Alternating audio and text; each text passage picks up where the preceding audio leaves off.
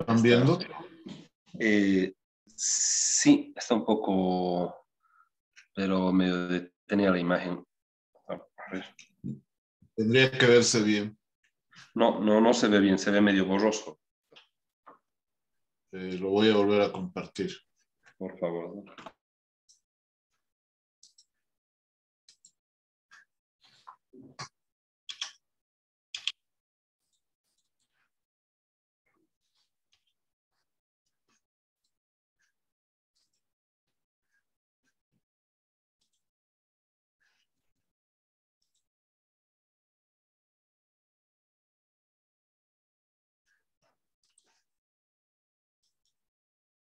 Ahora,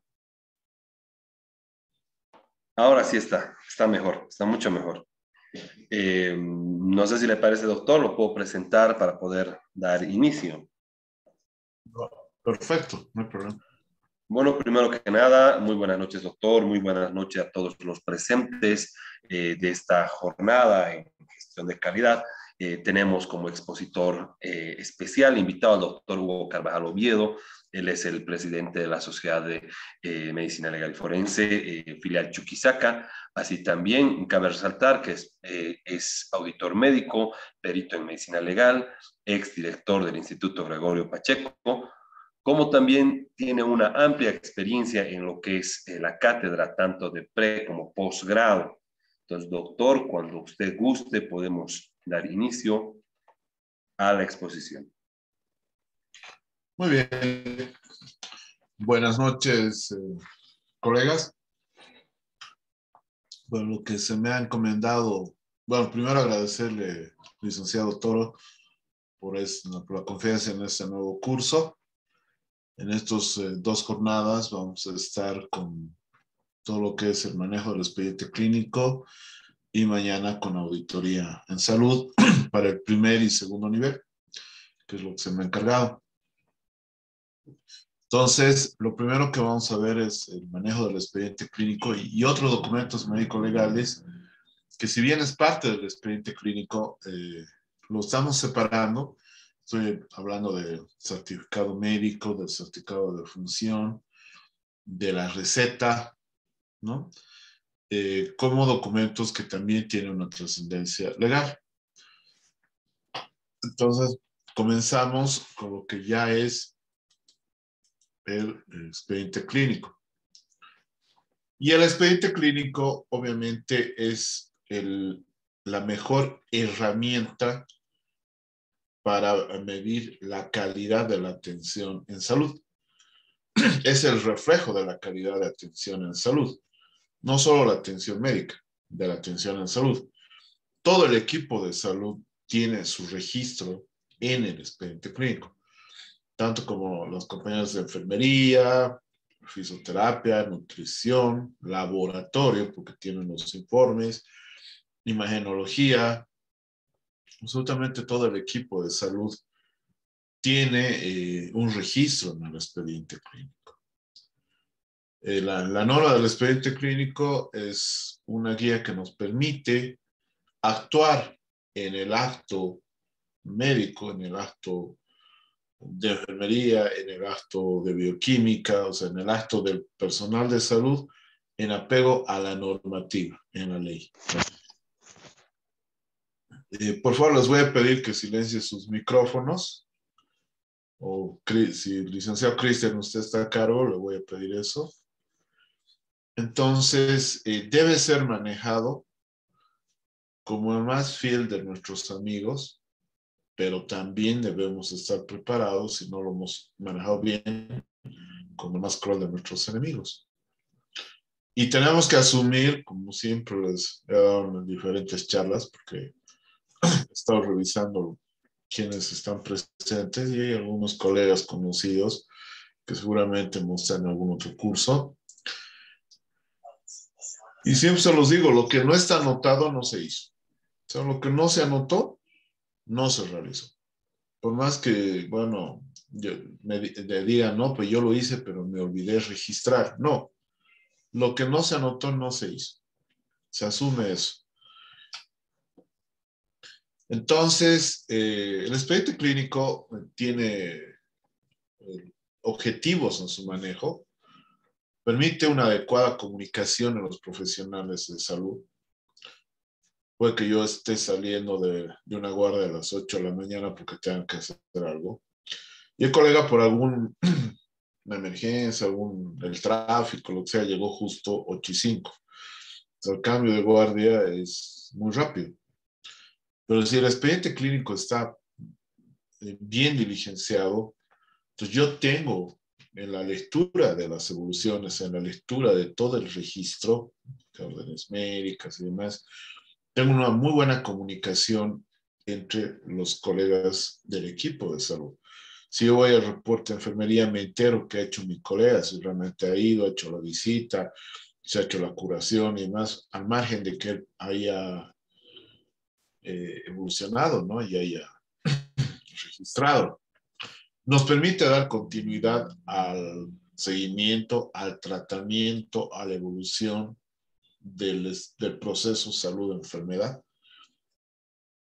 Por ende, aumenta la seguridad del paciente, porque ya solo hablar de gestión de calidad, que ya tiene desde el año 80 con Avedis Donoverian,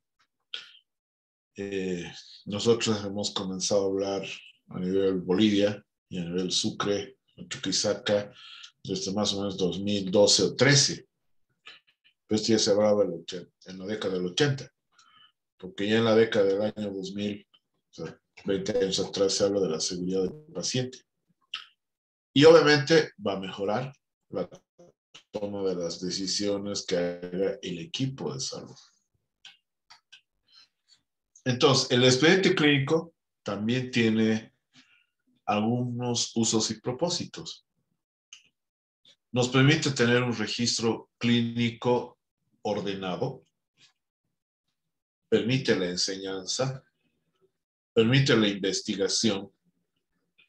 Es un método de evaluación de la calidad de la atención del equipo de salud hacia el proceso salud-enfermedad, hacia la calidad de atención y de satisfacción de nuestro usuario externo, que es a quien nos debemos finalmente.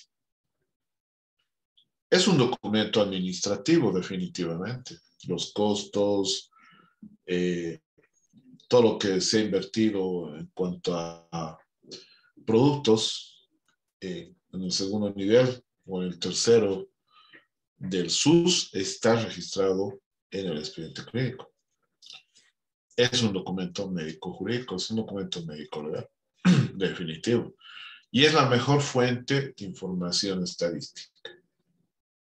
Entonces, si el expediente clínico está bien diligenciado, bien realizado, nos permite tener todas estos propósitos, todas estas tareas en el quehacer de salud. Y obviamente está basado en este documento, en la norma técnica para el manejo del expediente clínico. Pero esa normativa va más allá. Si la auditoría en salud se basa en este documento, como lo vamos a ver mañana, y la ley 3131, que es la paraguas, no solo para el ejercicio médico, porque marca la cancha para el odontólogo, para la enfermera, porque por ahora no hay una ley de ejercicio de la enfermería, de la odontología, del bioquímico, del laboratorio, del imageniólogo, del nutricionista. Todo el equipo de salud está bajo la ley 3131, así sea en su denominación, la ley del ejercicio profesional. Pero además va más allá porque la Constitución, en su artículo 39, ya habla que la medición de la calidad de atención es a través de auditorías médicas sostenibles. Entonces, este documento 64, que es del 2008, casi 15, 14 años atrás, ya enmarca cómo está el manejo del expediente clínico. Pero ya vamos a ver si el marco de este expediente clínico se va a adecuar a los primeros niveles. Seguramente en la parte de preguntas vamos a poder dialogar sobre este aspecto, ¿no es cierto?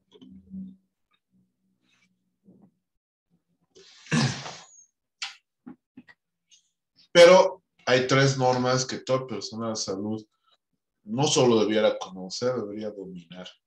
Y todos los consultorios deberían tener. Esto ya lo tenemos en PDF.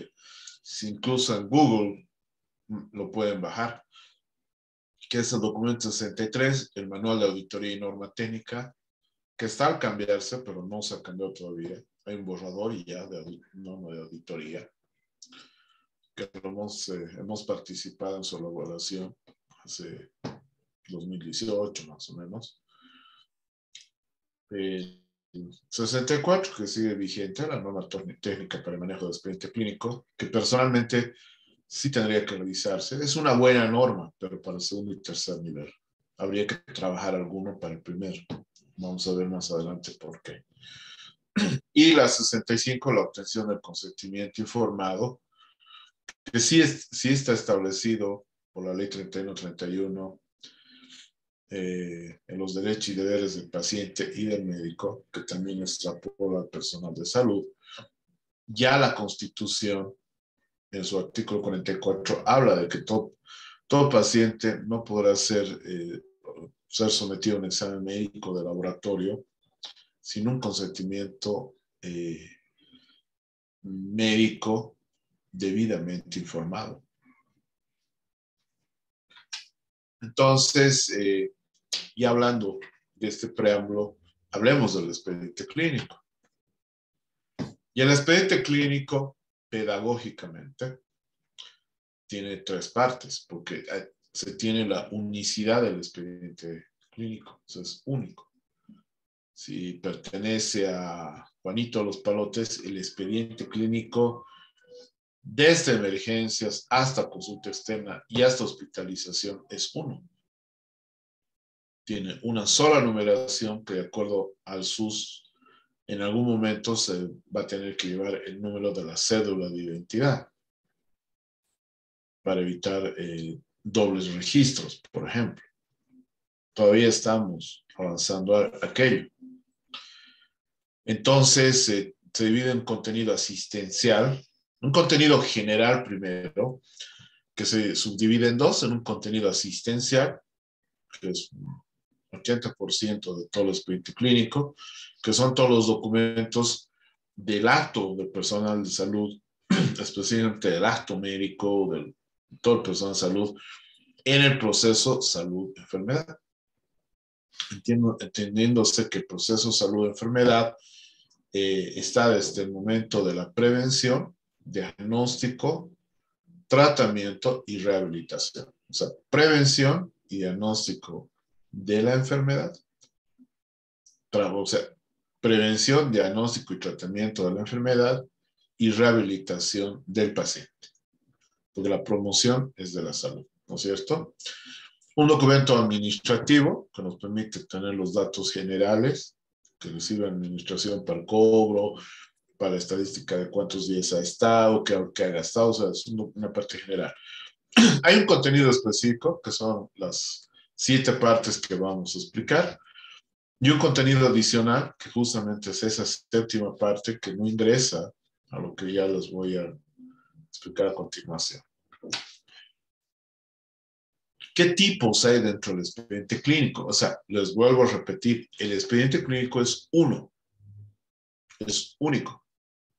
Entonces, por el trabajo y por un contenido de normativa y de explicación, podemos subdividirlos al expediente clínico, pero no es que haya tipos de expediente clínico en la práctica, o sea, es uno. O sea, el señor Godofredo Pérez tiene un solo expediente clínico, que a la larga va a tener un solo número. ¿Cuál? Su cédula de identidad. Una seguridad a corto plazo, su número de asegurado o de beneficiario. ¿Sí? Pero por ahora en la normativa está un expediente clínico de emergencia, que incluye todos los documentos de atención de una patología emergente, entendamos como una patología en peligro de la vida de la persona, o una patología con peligro de muerte de la persona, que no es lo mismo que urgencia. Tenemos la de consulta externa, que todos los documentos relacionados a la consulta ambulatoria, Y el de hospitalización, que se cumple plenamente la normativa, justamente en este expediente clínico de hospitalización, se va a cumplir las 7 partes de la normativa. Aquí tenemos el resumen. Ustedes saben, cuando ustedes ven un artículo, van al abstract, ¿no? El resumen de qué se trata este artículo, para ver si continúo. Entonces, esta diapositiva es el resumen de toda la charla de hoy. El expediente clínico tiene 7 partes, según la normativa. Tiene una primera sección donde comprende la papeleta de internación, el cuadro de registro de signos vitales, la nota de ingreso o admisión, la epicrisis, si este expediente clínico tiene su alta hospitalaria, la historia clínica propiamente dicha, el o los formularios del consentimiento informado, una segunda sección que tiene los exámenes complementarios, una tercera que tiene las notas de evolución médica, las notas de interconsulta, de los resultados de juntas médicas. Siempre les digo que las juntas médicas no se hacen en cuaderno de actas, en otros cuadernos, no, tienen que hacerse en el expediente clínico y tienen que estar archivados los originales de actas en el expediente clínico, no fotocopias. ¿Ya? Hay una cuarta sección que es todo el protocolo quirúrgico, anestesiológico y odontológico. Una quinta sección que es todas las hojas de indicaciones y tratamientos médicos.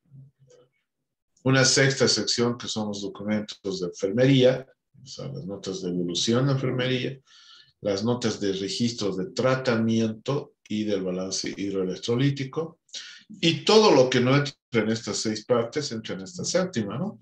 Documentos administrativos, certificados de función, recibos recetarios, etc. ¿Ya? Hay algunos principios en el manejo del expediente clínico. Tiene que haber claridad y pulcritud. La letra es legible y entendible, o sea, de fácil comprensión. Se debe usar notas si se hace alguna corrección o si se consigna fecha, y se debe consignar fecha hora. O sea, nos podemos equivocar, sí, aunque ahora con el CICE esto se puede corregir porque ya es a nivel de red, entonces no hay problema. La precisión en la descripción, sin perder el lenguaje técnico, se tiene que ser conciso, evitar reiteraciones, evitar ser vueltero, evitar tener relatos prolongados, pero ser conciso, concreto, sin perder la descripción exacta y la terminología profesional. Hay el apoyo gráfico, usted en cualquier momento puede hacer una descripción escrita, puede hacer apoyo gráfico, unas explicaciones, sobre todo en los consentimientos informados, en los protocolos quirúrgicos, no hay mayor problema. Se tiene que identificar con el nombre completo la condición laboral, eso está en el sello institucional que se tiene. Todo el personal de salud tiene un sello y tiene que tener la firma. Todas las hojas tienen que tener un registro con el nombre completo del paciente, el servicio, sala de internación, el número de cama, el número del expediente clínico, fecha y hora. La prescripción, lo que ya sabemos es semiología, ¿no? Ser preciso, un ordenamiento lógico, donde está la dieta, está el control de signos vitales, está la posición del paciente, si hay colocación de sondas, enemas, medidas de rehabilitación, soluciones, etc. ¿No? Debe haber una asignación de responsabilidad y confidencialidad. En algunos establecimientos de salud se ve que los expedientes clínicos están en las mesas donde desayunan, donde la familia puede fotografiar, porque con el celular está fotografiando evoluciones. Cuidado con eso, porque después aparecen otros expedientes clínicos archivados y la familia dice, pero era esto lo que había. Y usted me está entregando una fotocopia donde en la misma fecha dice ahora esto. Pero, ¿qué ha pasado? Ojo con eso. El expediente clínico de docencia, según normativa, sé que los que estamos acá nos hemos formado, yo me formé en La Paz, en la UNSA, de los expedientes clínicos de los pacientes, pero la normativa dice que los docentes asistenciales o los docentes que trabajan en los hospitales que les permiten hacer labor docente tienen que crear sus propios modelos y prototipos de expediente clínico, que no deberían revisarse los de los pacientes. Eso dice la normativa, a pesar que, como lo repito, desde quien habla, la OMSA ha revisado expedientes clínicos de los pacientes, pero ahora la normativa está más exquisita, entre comillas, porque es información confidencial. Y hay un aspecto que se le puede argumentar al colega encargado de ese paciente, que es la violación del secreto profesional, que es penal, que está en el Código Penal, lo pueden revisar. Y si en el auditorio hay algún abogado o algún personal de salud abogado, en el momento del debate, lo va a poder confirmar. Es interesante ver este video antes de comenzar la charla. Y ya estamos con el doctor Vadim Mischanchuk. Él es abogado, asesor jurídico en temas de salud, especialista en responsabilidad profesional médica, y él pertenece a la Asociación de Médicos Municipales. Yo sé que este tema va a dar mucho que hablar. Va a hablar acerca de mala praxis. ¿Cómo te encontrás, Vadim?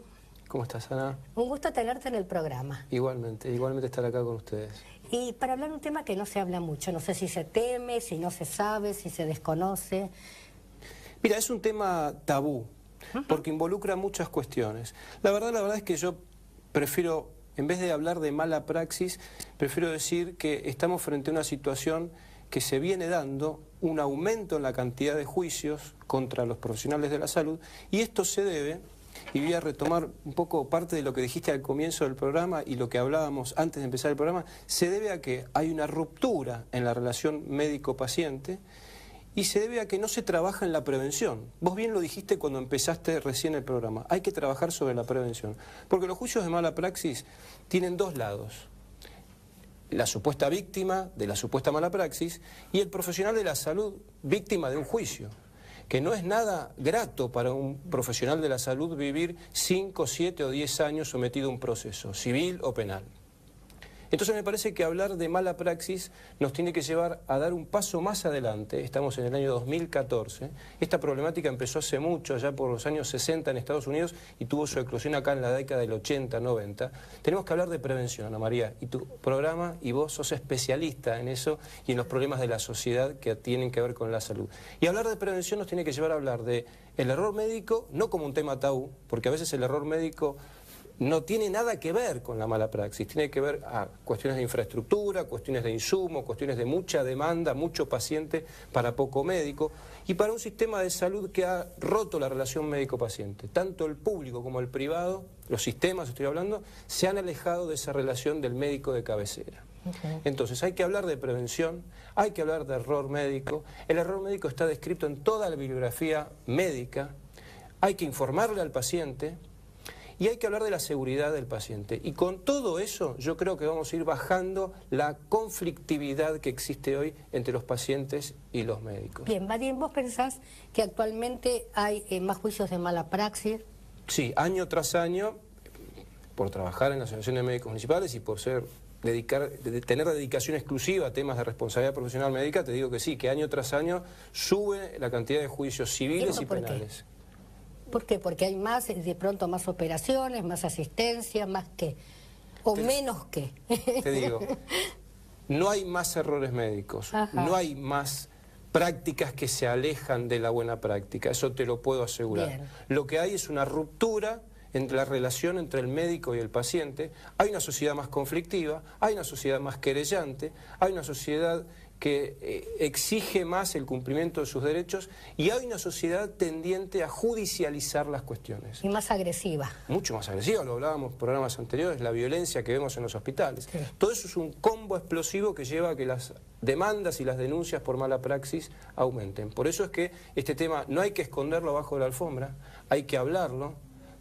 Por eso es que celebro que vos hayas decidido tocar este tema y que me hayas invitado, porque esto hay que hablarlo, porque la única forma de solucionar estos problemas en pos de los pacientes y del profesional médico, que entra en un estado de burnout total frente a la amenaza del juicio y el juicio en sí, hay que hablarlo, ponerlo sobre el escritorio, decir qué pasa, por qué aumentan las demandas, hay más errores médicos, de qué tipo, dónde se puede estar fallando, en qué se puede mejorar.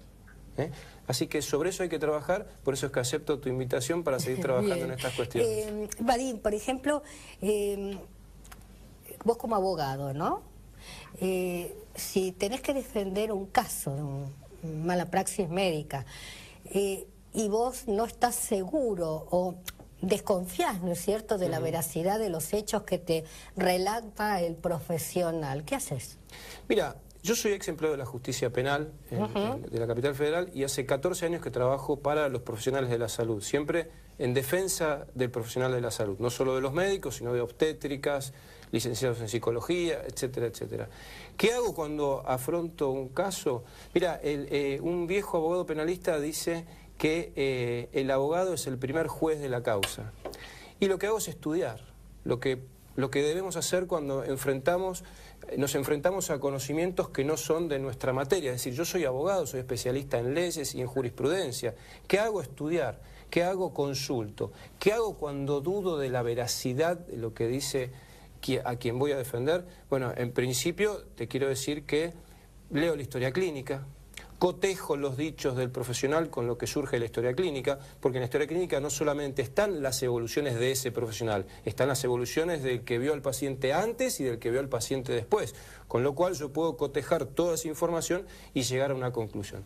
Ahora te digo que en estos casi 15 años, porque este año se cumplen 14 años que me dedico a trabajar para los profesionales de la salud, te quiero decir que en la cantidad de juicios que me ha tocado participar, nunca he encontrado por parte del profesional de la salud una actitud nociva frente al paciente. A ver, todos en cualquier profesión podemos cometer errores.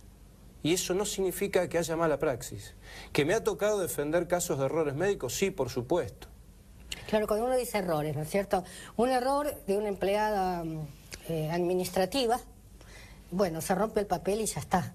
Pero un error de un médico es un error con mayúsculas. Claro, sí, pero vos sabés que a veces los errores médicos están originados en errores administrativos. Por ejemplo, me ha tocado defender un caso de un paciente que han operado con la ficha de otro paciente. Esto es tremendo. En la bibliografía médica está descrito, es decir, una pierna por otra, una cirugía de un brazo por otro, un ojo por otro, y eso es un error de una empleada administrativa que deriva en un error médico. Por eso hay que investigar, por eso no hay que prejuzgar.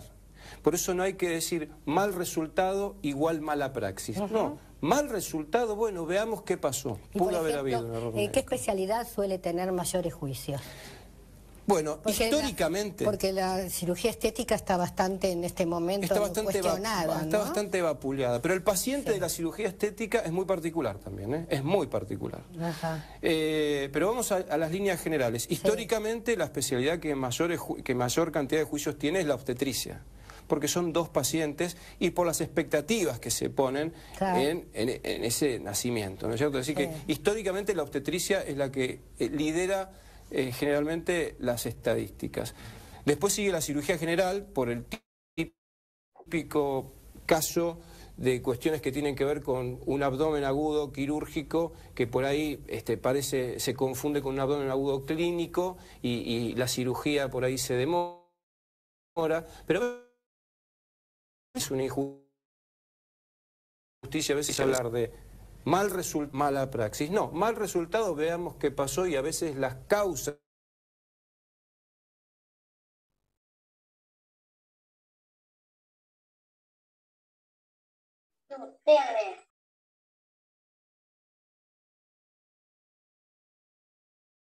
en todo lo que es la atención por guardia y los auxilios domiciliarios. Bueno, ya lo he conversado. el problema real que está pasando con respecto a la agresividad, ¿no es cierto? No solo va a juicio el médico, sino que...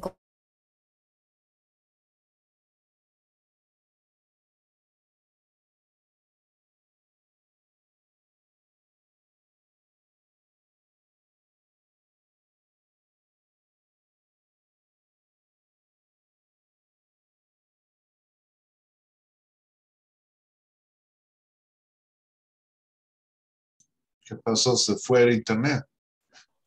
Sí, se cortó toda la imagen y el video. No, se fue el internet. riesgo su vida. Es tremendo, es tremendo. El historial ¿Se logra ver, Cristian? Sí, sí, entrecortado, doctor. Pero entrecortado. Ya, otra vez. Ahora, A ver, esperaremos unos segundos. Está detenida la imagen. claro, está detenida, lo estoy viendo. Le Pero, pregunto si la imagen está bien. a ¿Sí? ver, sí, sí, ya volvió. Ya volvió. Estaba todavía con fondo plomo. Ya está. y que tengo en el estudio Sí, es yo lo tremendo. Es decir, desde mostré médico... el panel de video. Ya. Se ha visto el video, ¿no? Sí, sí, sí, sí, sí, sí, sí, doctor. Sí, sí, sí, amenazados sí. con armas Claro de que sí. fuego. Desde la Asociación de Médicos Municipales nosotros pusimos en marcha un 0800 para poder Médicos, satisfacer las necesidades del médico que es Entonces, agredido Tremendo. en la guardia. No sé si en radio o en TV, el problema real que está pasando con respecto a la agresividad, ¿no es cierto? No solo va a juicio el médico, sino que corre hasta el riesgo su vida. Es tremendo, es tremendo. El historial de casos que tenemos y que tengo en el estudio es tremendo. Es decir, desde médicos amenazados con armas de fuego. Desde la Asociación de Médicos Municipales nosotros pusimos en marcha un 0800 para poder Médicos, satisfacer las necesidades del médico que es agredido en la guardia o cuando está en una ambulancia. Ajá. Las agresiones son cada vez peores, pero por suerte se han ido encontrando mecanismos para poder auxiliar al médico en esa situación. Bien, Vadim, me quedaría mucho tiempo, ¿sabes?, hablando con vos porque me encanta el tema, lo llevas muy bien, pero me están diciendo corte en corte. Vamos ahora a escuchar un informe acerca de narcolepsia, ¿te parece? Bárbaro. Adelante. muy bien. Es un video muy interesante que nos da el enfoque y justamente tiene que ver con el manejo del expediente clínico. Muy bien, ahora entrando a la primera sección ya del manejo del expediente clínico, que se adecua bastante al de hospitalización. La primera sección, habíamos dicho que es la papeleta de internación, el registro de signos vitales, la nota de admisión, epicrisis, historia clínica, ¿no? Mejor los vamos a ver. Entonces, primero tenemos la nota de el resumen de admisión, ingreso hospitalario, donde están los datos sociodemográficos del paciente, quién ordena la internación, cuántos días ha estado internado, en qué condiciones ha egresado, si se le ha hecho cirugías o no, el diagnóstico principal, otros diagnósticos, causa externa, ¿ya? Accidentes violentos y más, el número de días de estadía y la condición de egreso, que en lo posible que sea vivo, que puede ser muerto, causas del alta, que puede ser, no hay la figura solicitada, a eso vamos a charlar en otro momento, pero está aquí, es por fuga o transferencia. No acostumbramos lamentablemente a hacer autopsias clínicas, que sería, esa es en realidad la verdadera auditoría médica de por qué falleció. El nombre del profesional que ha dado el alta hospitalaria y la firma del médico. Tenemos la hoja de epicrisis, que ya lo tenemos en el CICE, y desde la ley 3131, todo paciente, sin que se va con alta hospitalaria, sin que nos lo solicite, deberíamos darle la copia de su epicrisis. Y está en la ley. Es que es un reglamento, una normativa, un decreto, ¿no? Está en la ley.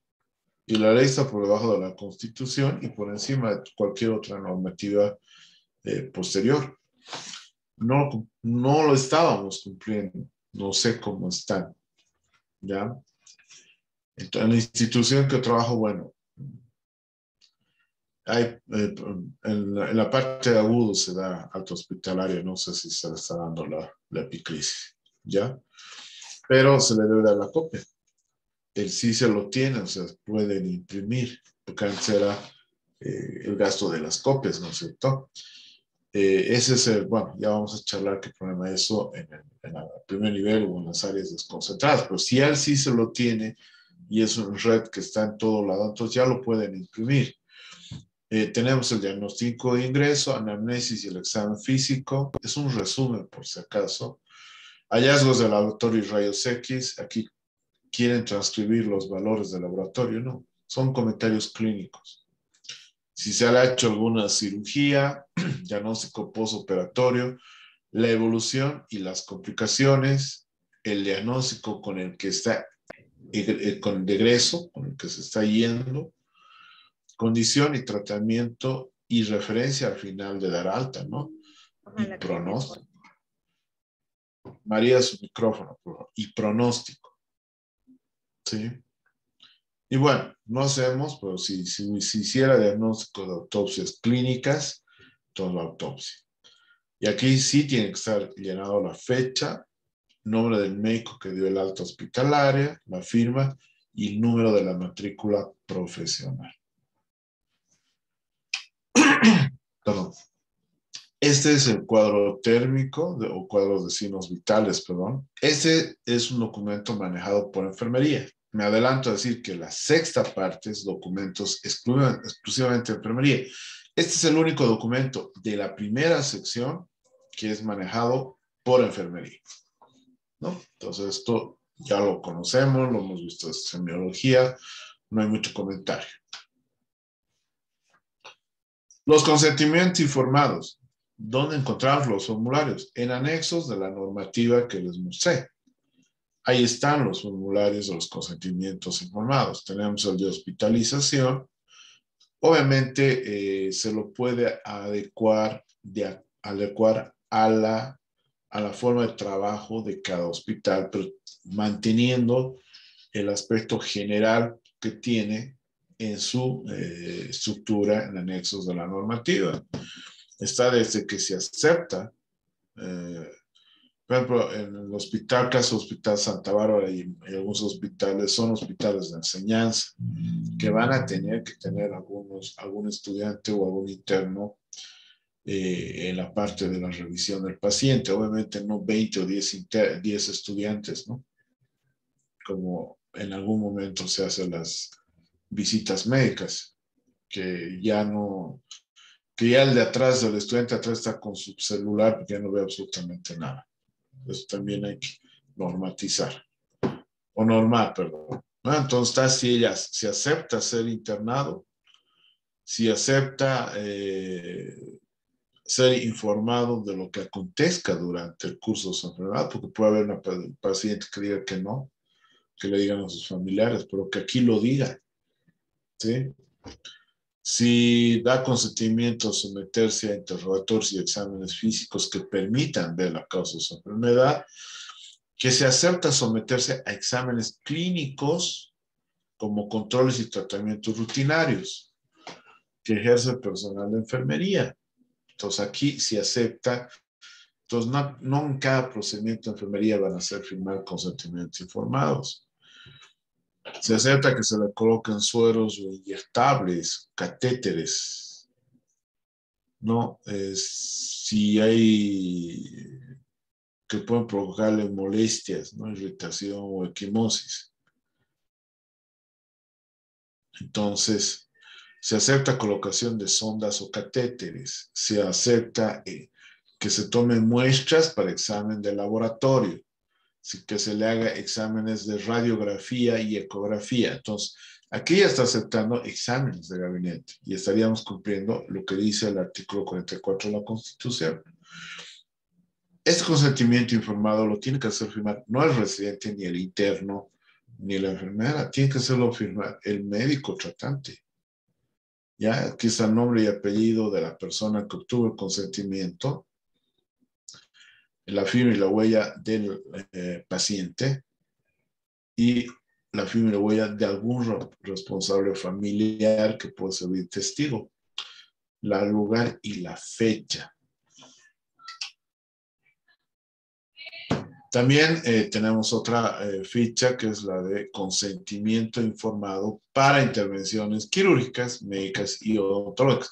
Médicas en cuanto a intervención. En el gastro, por ejemplo, cuando se hace un RCP o se hace algunas intervenciones, son de intervención de tratamiento y diagnóstico, entonces se necesita. En todas las quirúrgicas se necesita y también en intervenciones odontológicas, ¿sí?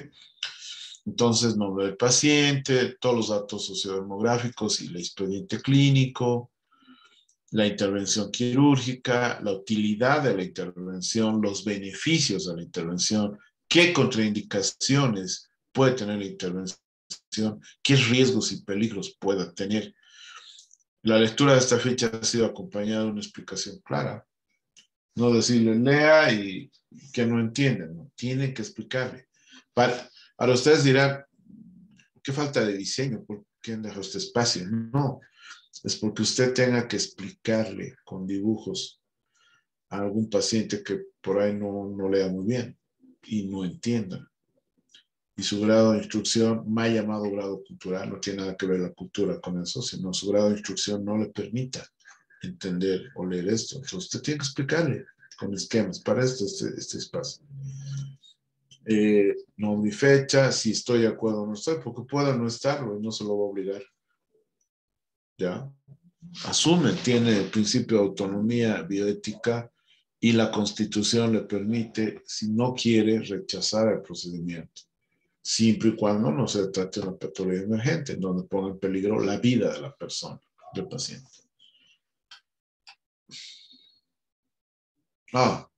Ahora es bueno hasta aquí, ¿no?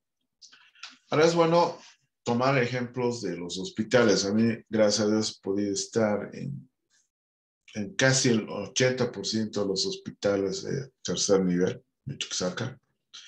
Y hay que copiarlo, bueno, entonces en el ginecobstétrico, porque no hay la figura, salvo en algún protocolo de enfermería que, bueno, que yo he podido encontrar, no puedo afirmar que no hay, sino no he encontrado una fuente clara del famoso alta solicitada o alta voluntaria, solo como les decía en algún protocolo que había de enfermería del ministerio hace mucho tiempo. Pero hay esta figura de la revocatoria del consentimiento. Y eso sí está dentro de la normativa, porque si ha firmado un consentimiento informado, puede revocarlo en cualquier momento. Y esto se lo ha hecho en el hospital ginecobstétrico y es bueno copiarlo, lo que sirve. Y los otros hospitales lo pueden tomar. Estas figuras sí es clara y legalmente está respaldado. También tenemos los consentimientos informados para diagnóstico y terapéutico, para procedimientos terapéuticos. Por si acaso, en primer nivel, el hacer el examen de Papá Nicolau es diagnóstico. Tiene que tener este consentimiento informado. Ya, es diagnóstico. Cuidado en Papá Nicolau sin consentimiento informado. La colocación de dispositivos es de tratamiento. Tienen que tener consentimiento informado. En la ley 348, no recuerdo el artículo ahorita, está el de privar el aspecto reproductivo. Tiene hasta 8 años de presidio. No me acuerdo ahorita en la ley 348 el artículo exacto. Entonces, para no tener problemas en primer nivel o en segundo, o en los hospitales materno-infantil, maternos, y cuando tengan que colocar un dispositivo, un parche, es un método anticonceptivo, peor si es definitivo, tienen que tener un consentimiento informado. Para las pruebas de Papá Nicolau también lo tienen que tener. Se hace pruebas de PAP, sí, no sé si están firmando los consentimientos. Eso es para ese tipo. Bueno, esto del aspecto anestesiológico se han organizado bien con Chuquisaca, desde su sociedad, y ya tienen los consentimientos. Entonces, esto es para el procedimiento anestesiológico, que es muy aparte del quirúrgico. ¿Ya? Y esto se tiene que firmar en la visita preanestésica o en la consulta prequirúrgica. En Santa Bárbara se había establecido un consultorio de consultas prequirúrgicas. Ojalá no hayamos retrocedido y ya no siga, porque no solo es preanestésico y solo el electro. A veces se deben prohibir algunos laboratorios más cuando hay cirugías programadas. Y en la normativa está de más decirles que los consentimientos informados para transfusiones sanguíneas, eso los tienen que hacer los servicios transfusionales en cada establecimiento de salud en segundo y tercer nivel.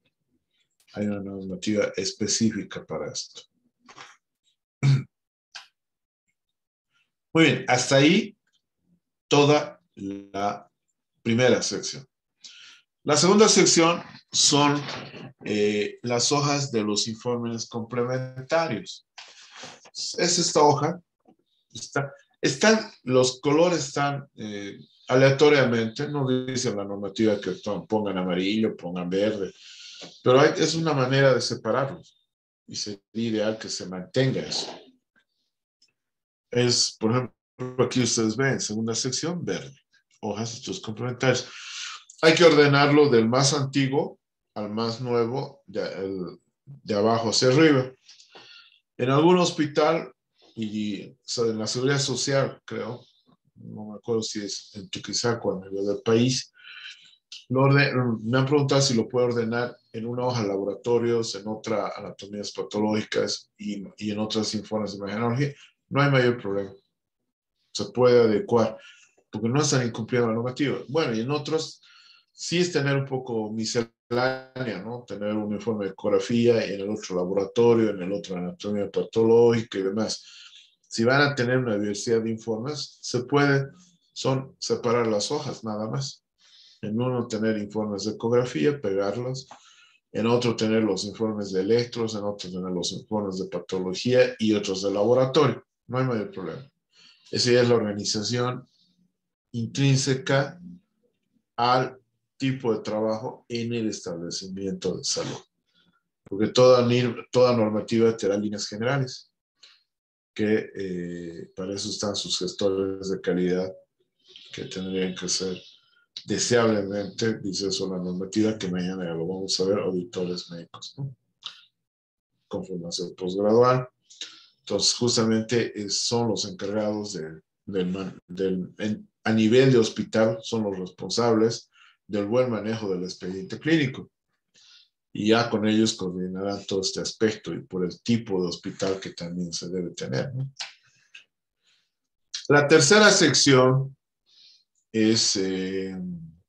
corresponde a las notas de evolución y a las notas de interconsulta.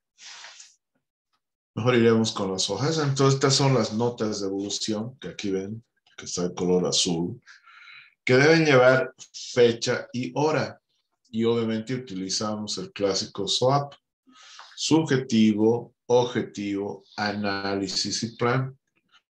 En las evoluciones, en varias que he visto, nos da flojera poner el S, el O, el A y el P. ¿No? Entonces, nos permite diferenciar qué es lo subjetivo, qué es lo que nos ha dicho el paciente, el objetivo, qué examen físico hecho, el análisis, los diagnósticos presuntivos, el análisis laboratorial, correlacionando con algunos diagnósticos clínicos y cómo está evolucionando. El comentario clínico de los laboratorios no es volver a copiar los valores. ¿Para qué tenemos la segunda sección? Si vamos a transcribir los valores y no decimos nada en la evolución. Es tomar, si los valores están normales, es comentarlos. Ahora, si hay un BCG, por ejemplo, alto, entonces tendremos que ver patologías óseas, patologías tumorales, por ejemplo. tenemos glóbulos blancos bajos, entonces tenemos que ver alguna deficiencia de vitamina o qué está pasando. O sea, son parámetros que nos permiten anotar en esa parte de análisis, no en volver a copiar los valores, transcribir lo que ya el laboratorio en la sección nos ha dado. Por eso está esta cuestión lógica. Hemos visto los laboratorios y nos vamos a evolución. Entonces, la segunda sección laboratorio, y en la evolución ya hemos visto los valores y vemos qué comentario clínico se tiene de los laboratorios. Ya, y después tenemos el plan. El plan está en la quinta sección, que es las órdenes médicas. Aquí está el problema. En el CICE. En el CICE no tiene este orden, porque tiene la evolución y por debajo está el tratamiento. Y esa es una primera contradicción con la normativa que todos los días vemos. Porque los signos vitales nos permite hacer la evolución y abajo el tratamiento. Y así es como se imprime. Entonces no nos va a permitir separar la segunda de la quinta, como es en este caso, ¿no? Hacemos el examen físico, comentario clínico, el diagnóstico y por debajo está el tratamiento. Esto no nos va a permitir separar la evolución del tratamiento. Sí, aquí nos permite tener el SWOT, porque tenemos el subjetivo, objetivo, el análisis y el plan, pero no nos permite tener una quinta sección. ¿Ya? Ese es el problema, porque tenemos el tratamiento en la misma hoja que el examen físico.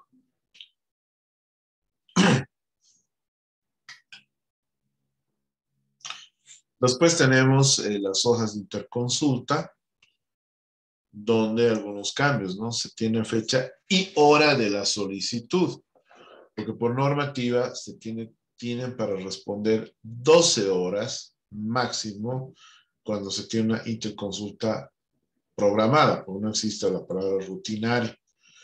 Pero si es de emergencia, es como algunas veces les decíamos en hospitales, para ayer, pues ya. Los de emergencia es ya. ¿Sí? Entonces, igual está el hospital interconsultado, está el diagnóstico principal, está la sintomatología y el tratamiento que se realizó, pero ¿qué deseamos saber? La interconsulta por especialidad y determinación de conducta. Eso es obvio. Pero ¿para qué estamos enviando? Y en esto tienen razón los especialistas que interconsultamos, que nos dicen, que comentan qué quieren saber, o sea, con toda esta información. ¿Ya? Y a veces lo dejamos así, interconsulta por especialidad seguimiento y determinación de conducta terapéutica por especialidad. No estamos haciéndole nada, ¿no?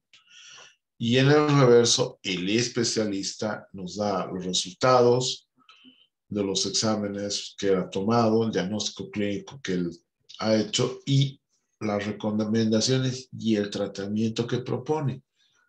Muchos de los interconsultados van directamente a esa quinta sección a poner órdenes médicas. El interconsultado recomienda, el médico responsable asumirá las recomendaciones o no, porque él es el responsable legal. Sería totalmente irracional que si uno pide una interconsulta, ¿sí? No asuma la misma. O sea, si yo pido una interconsulta a un especialista, me recomiende una interconsulta y directamente yo no la tome. O sea, entonces, ¿para qué hemos pedido, digamos? O sea, no tiene mucha lógica. La cuarta sección son los protocolos de los procedimientos invasivos o los protocolos quirúrgicos anestesiológicos. En esta parte están los documentos de referencia y transferencia, pero ¿será que me he olvidado o me he equivocado la contrarreferencia? Ya lo vamos a ver. porque esto tiene que ver con el SUS, con la ley 1152 y con algunos aspectos administrativos del SUS. ¿Ya? Entonces, está el protocolo quirúrgico, tenemos el diagnóstico preoperatorio, el diagnóstico postoperatorio, el cirujano y el equipo. Pero por favor no pongan en el ayudante residente de turno, instrumentador, que a veces en la noche entra el interno de turno y un año después se hace la auditoría y quién es el interno de turno. Vamos a buscar, vamos a pedir a pregrado que nos den quién estaba de turno. Por favor, se tiene que poner el nombre completo. El residente, el doctor Juan Manuel Fangio, el ayudante Juanito Los Palotes, el interno Juanito, o sea, el instrumentador o el segundo interno Juanito Los Palotes, no sé. Tienen que poner a qué hora inició y a qué hora concluyó. ¿Qué hallazgos se tuvo en los órganos examinados? El procedimiento, incluir ligaduras, suturas, drenajes, todo. El recuento, esto es lo que se ha incorporado, porque por no llenar este aspecto,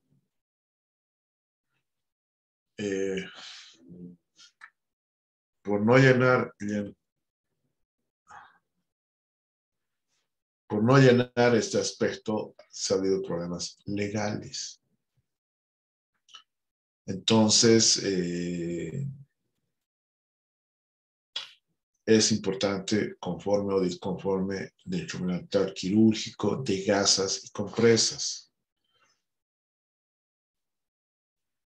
Ya, esto es importante porque hay corresponsabilidad de la enfermera encargada del quirúrgico, pero también del cirujano antes de cerrar.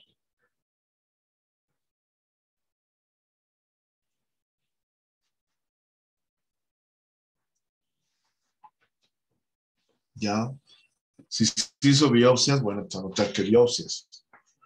Condición del paciente luego de la intervención quirúrgica y el esquema de la cirugía. Eso es importantísimo. Ya, o sea, no solo hacer el protocolo, tenemos que dibujar. Y colegas, no debería salir el cirujano si el protocolo no está lleno, o sea, llenado. En muchos de los quirófanos,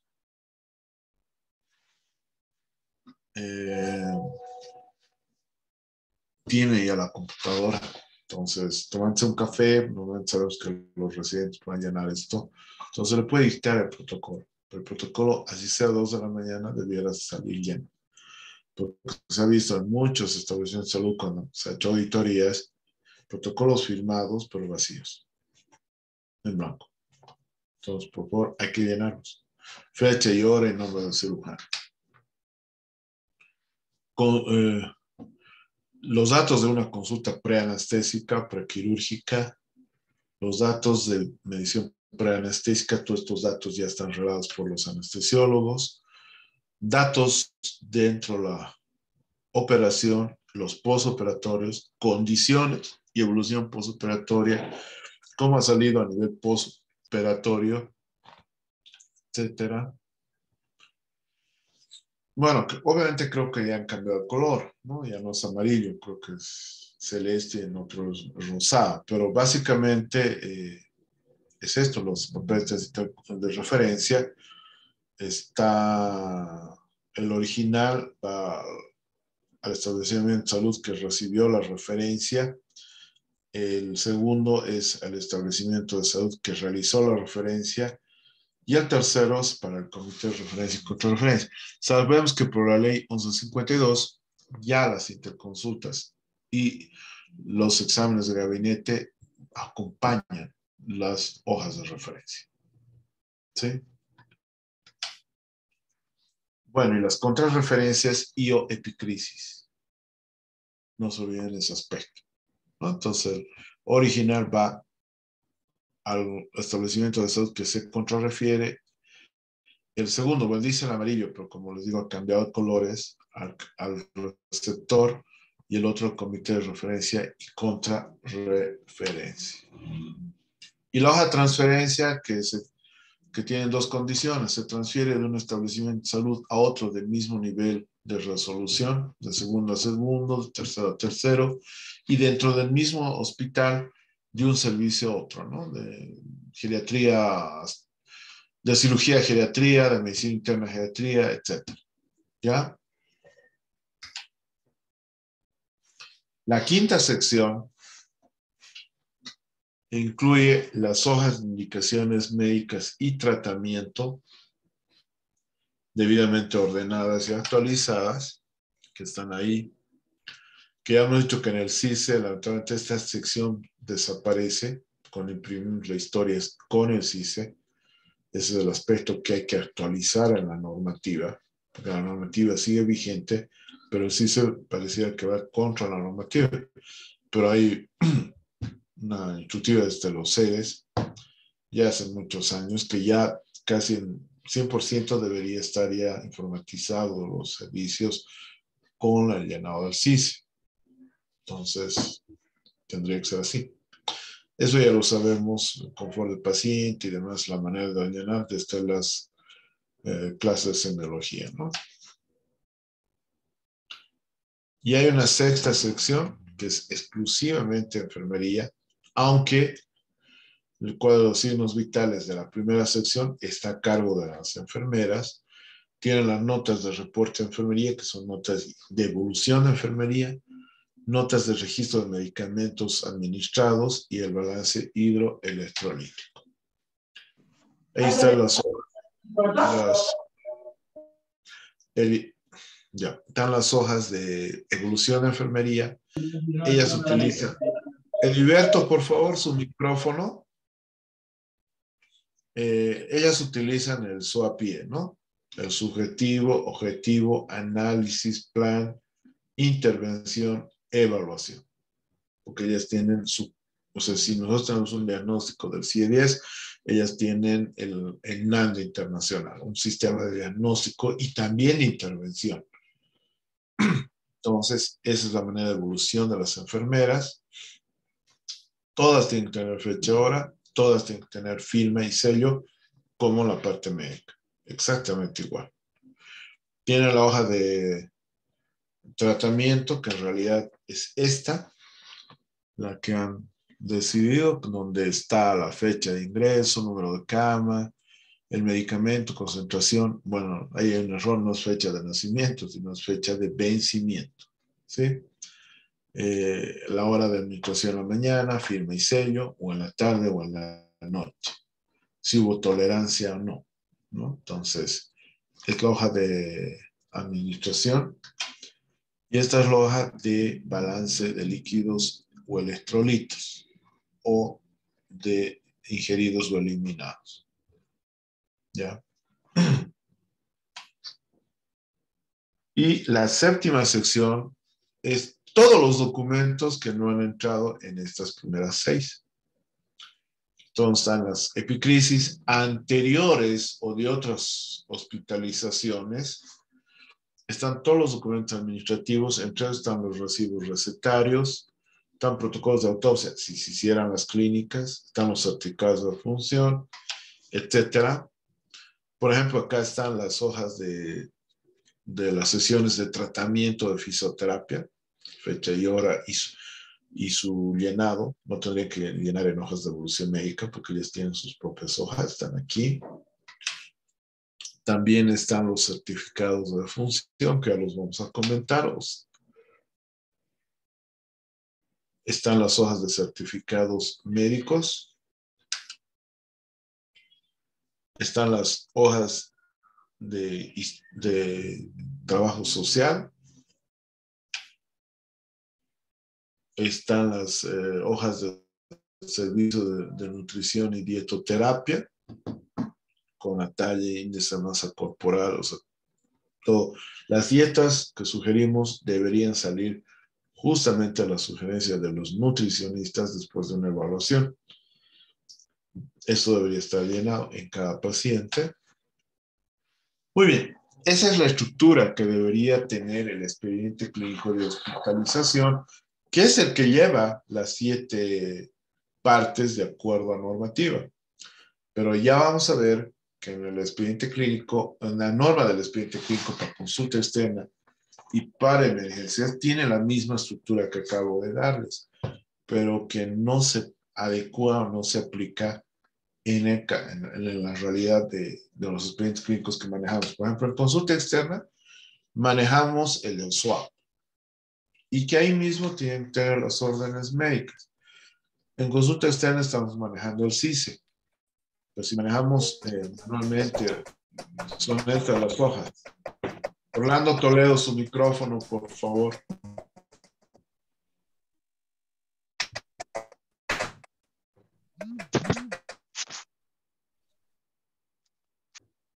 Orlando Toledo.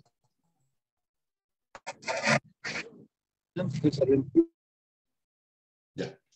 Entonces, fecha y hora, el SWAP y las órdenes médicas. Y eso es lo necesario para consulta externa. O sea, si hablamos del expediente clínico de consulta externa, no se van a aplicar las 7 partes. Tal vez 4 o 5 partes. No hay intervención quirúrgica. Ya. No hay, puede haber algún consentimiento informado. La 5ª parte de órdenes médicas no van a entrar porque ya está acá. Entonces, ya hay 2 secciones menos. Los laboratorios sí se pueden mantener. La primera parte, solo los consentimientos informados, no hay historia clínica porque son de consulta externa, a no ser que sea la primera, entonces hay que readecuarlos.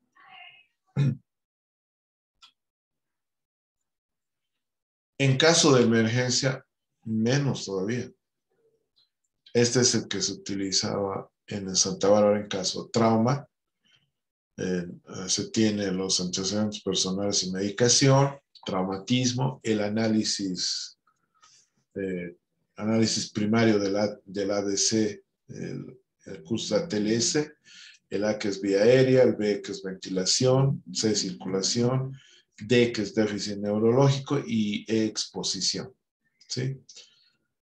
Entonces, tenemos esa evaluación primaria y después se tendrá una evaluación secundaria. Tenemos esquemas corporales para localizar los traumas.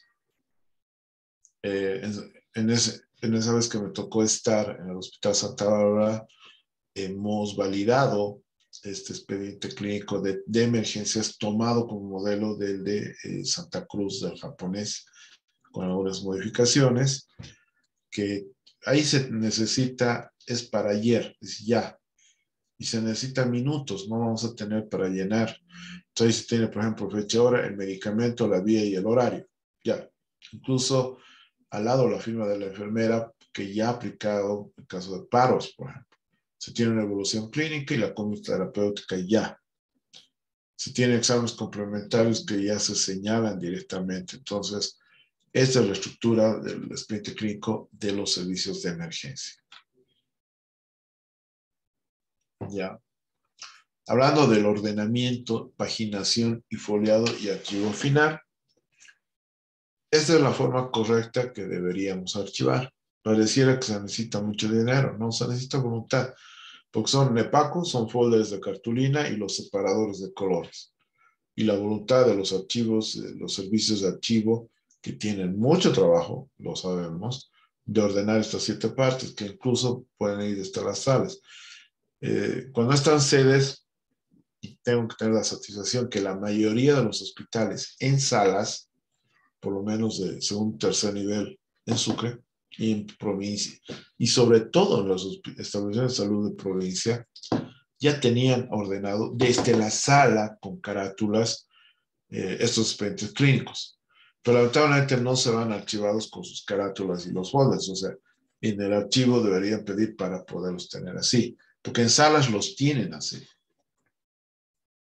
Por eso le digo, es una satisfacción, por lo menos cuando me tocó estar hasta el año pasado, hemos dejado en la mayoría de los hospitales este orden, en salas. O sea, en el accionar del paciente hospitalizado se tenía este orden y se trabajaba tal cual. excepto algunos, uno o dos hospitales, pero en su mayoría, el 80% ya tenía ordenado. Espero que esto haya seguido así. Bueno, esto es lo ideal. Esto es lo ideal, pero sí se necesitan recursos para esto ideal. Aunque la tendencia es bueno tenerlo ya digitalizado, ¿no? Pero esto es lo ideal. Hay que seguir copiando lo bueno. Esto se ha trabajado en el gasto meteorológico, que antes de archivarlo se tiene tiqueado y que si hay una mayoría que falta, se le devuelve, no se le acepta. Y tiene un cierto tiempo, 24 horas máximo, de volverse a llevar el expediente para regularizar lo que hay falta y está de acuerdo a la normativa. Pero ya se tiene el registro de que ese expediente clínico no estaba de acuerdo o no. Y vamos a la realidad. Es así como en la mayoría de los hospitales se está archivando. Muy capos los de estadística, porque solo con la numeración dentro de un sobre encontrar los expedientes clínicos. Esto se tiene que cumplir. ¿Sí? En emergencias, las 24 horas se cumplen, porque la máxima estadía en nuestro departamento, o sea, en Chuquisaca, digo, de los pacientes son 8 horas, a 12 exagerando.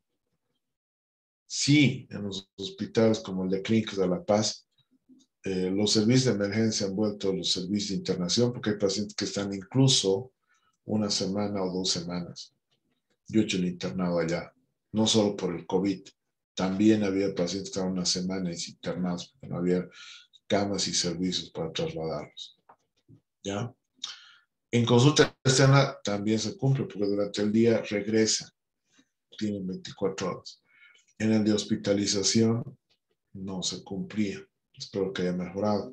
Ya es un año que estamos en la parte asistencial en el hospital.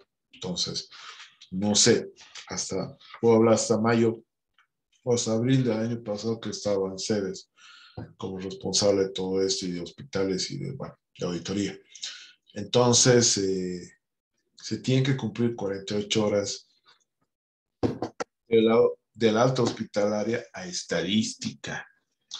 No depender de la firma del médico que da el alta hospitalaria, que ha salido del turno, que es en 72 horas o a la siguiente semana lo voy a ver y tiene que firmar, que está acumulando, sí, que los residentes los tienen en sus gavetas, etcétera, etcétera. No dice 48 días ni 48 semanas, dice 48 horas. Habla en casos excepcionales hasta 72 horas. Ese punto en algunos hospitales no se está cumpliendo. O no se estaba cumpliendo. No sé cómo estará ahora. No sabían que la historia clínica es la prueba principal. En realidad, el expediente clínico es la prueba principal en cualquier juicio por mala praxis. Ya saben. O puede ser nuestro mejor amigo o el peor de nuestros enemigos. Depende cómo lo hayamos manejado o diligenciado. El recurso humano está involucrado, o sea, todos los del servicio de salud estamos involucrados. Tenemos que asegurar de utilizar letra legible y entendible, tener orden y pulcritud. El archivo debe resultar de un beneficio adicional en cualquier momento litigio. Ojo, si se pierde un expediente clínico, la responsabilidad no solo es administrativa, puede llegar a ser penal. Y eso depende del archivo, no del personal médico, ¿no? Siempre debe estar escrito con letra clara y con letra legible en toda su estructura. Ni siquiera ella toma mi celular. ¿Ya? Muy bien. Ahora hablemos si bien es la segunda parte, ¿verdad? Es complementario al expediente clínico. Otros documentos médico-legales. Estos son también documentos médico-legales que nos dan la actuación escrita del personal de salud o del médico con relación al equipo de salud, que puede servir a las autoridades del órgano judicial o Ministerio Público u otras instituciones, o finalmente cualquier otra persona. Son variados en su estructura, deben ser claros, precisos, tiene un principal propósito: facilitar la comprensión de quienes los van a recibir y los quienes van a leer, que no necesariamente van a ser personal de salud. Su finalidad es constituirse en algún momento un elemento probatorio, o sea, de evidencia, en cualquier proceso de litigio. Hablemos del certificado médico. El certificado médico es un documento que da constancia escrita de los hechos que realizó el médico, o sea, de los hechos en el acto médico, en el proceso salud-enfermedad. ¿Sí?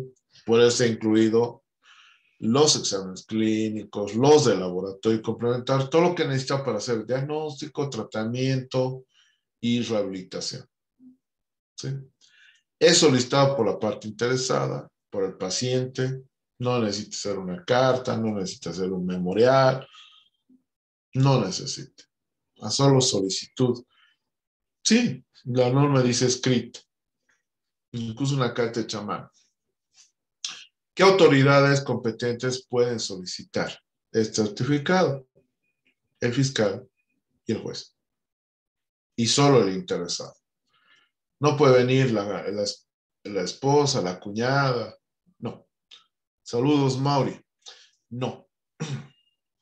No puede. ¿Sí? No.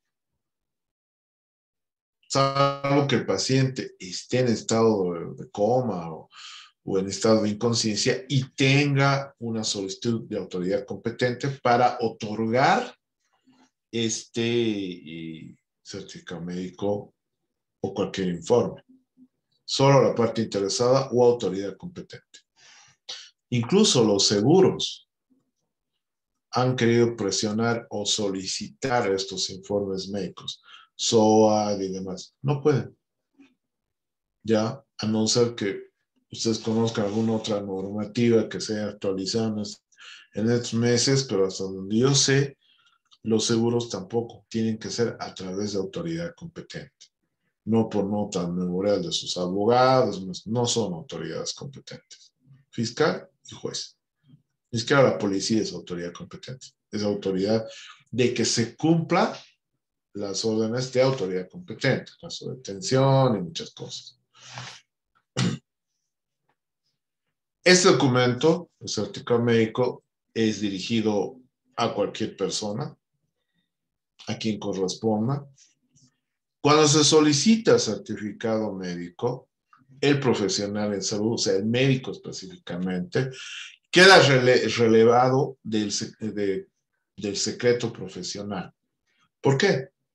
Porque no sabe qué uso le va a dar la parte interesada. Desde el momento que haga fotocopiar ese certificado, que el de fotocopia lea, que se pueda quedar una copia por casualidad en las fotocopias, etcétera, que vaya al trabajo, al colegio, a la universidad, si es para sustituir, y van a leer la secretaria y demás. Entonces, todo el mundo puede saber ese certificado. Pero usted tiene que tener su file personal, porque está de más decir que la copia del certificado va al expediente clínico. Pero usted debería tener su file personal de recepción del certificado con fecha y hora de haberse entregado el certificado. Para que sepa que ese certificado que usted ha hecho es el que le han dado y no haya sido otro modificado.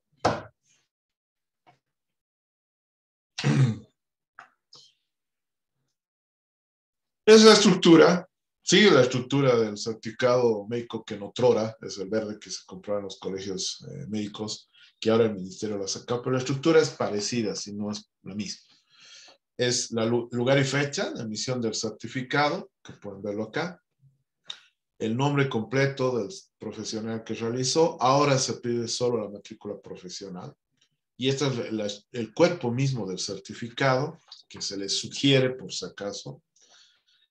El texto puede iniciar, certifica que o a quien corresponda, como ustedes, haber realizado el examen físico al señor Juan Sin Miedo, de 22 años de edad, según cédula de identidad número tantos, en fecha y hora de realización del examen médico. No es necesariamente la misma que la emisión del certificado, ¿no? Ya el cuerpo del certificado debe incluir una sintomatología encontrada. No es copia de una historia clínica, no es cabeza y cuello, normocéfalo, cejas bien implantadas, el cuello pulso yugular presente, carotidio presente. O sea, no es una descripción de la anatomía, de la semiología y anatomía de superficie, no, es de lo encontrado o de lo que debiera encontrar de acuerdo a la anamnesis que no ha encontrado, ¿sí? Y las impresiones diagnósticas o los diagnósticos siguiendo el marco del CIE-10. Firma y sello del profesional que realizó el certificado. Y esto ya lo puede hacer incluso en sistema, porque ya lo tiene. Ya. Ahora, este certificado en lo posible debe estar escrito, porque esta hoja la pueden imprimir o la trae y lo pueden llenar a mano. No hay ningún problema. Entonces debe estar escrito con letra legible, entendible o con medios tecnológicos. Pongo máquina de escribir porque todavía muchos de nuestros futuros colegas internos de medicina siguen con la máquina de escribir. ¿Ya? O los residentes o los médicos que tenemos acceso a ordenador con el sistema SISI. O con el sistema que tengan en la seguridad a corto plazo o en hospitales privados con o sin fines de lucro, ¿no? Estoy hablando de los 3 subsistemas de salud. Entonces, esa es la estructura, ¿no es cierto? Y esa es la estructura que también tiene la misma del certificado médico. ¿Qué pasa? Si le piden un favor y usted emite un certificado que no es real, el artículo 201 del Código Penal habla de la falsedad ideológica en el certificado médico, que tendrá una reclusión de 1 mes a 1 año y una multa de 30 a 100 días. No va a entrar, porque si son 3 años y no tiene antecedentes, no va a entrar. Pero ya tiene una sentencia ejecutorial. ¿Sí? Y obviamente, si este certificado falso tuviera consecuencias para internar a una persona a un manicomio o casa de salud, profesional será sancionado con una reclusión de 6 meses a 2 años. Definitivamente no entra. Estos días multa es 80 bolivianos de acuerdo al salario mínimo, más o menos. Eso multiplican por 100 días, son 8.000 bolivianos que debe pagar. Entonces, por ahí el favor le sale muy caro. ¿Sí? El certificado del nacido vivo, que está en esta normativa del manual del certificado de hechos vitales, ya. La normativa dice que quién lo debe llenar.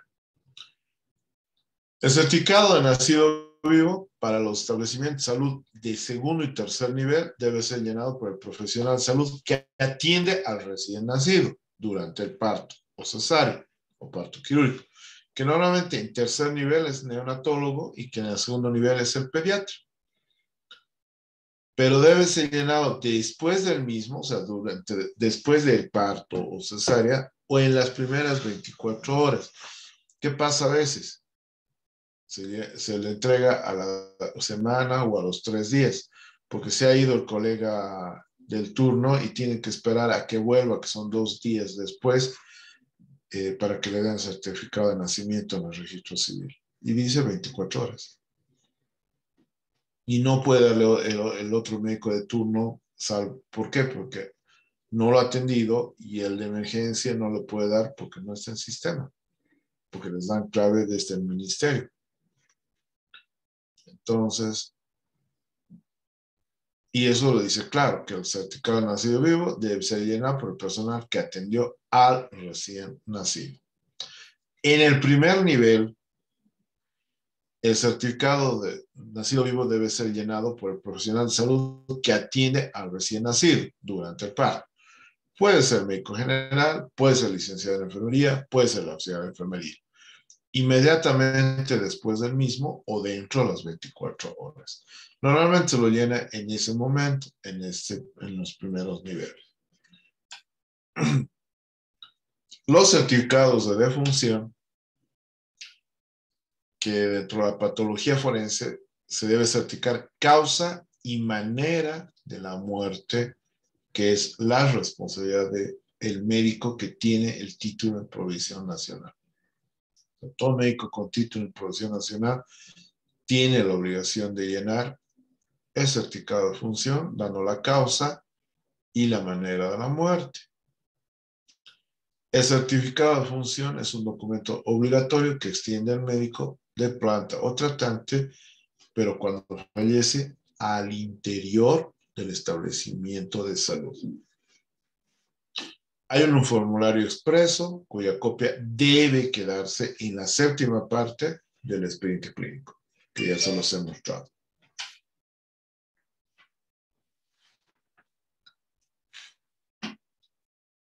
¿Ya?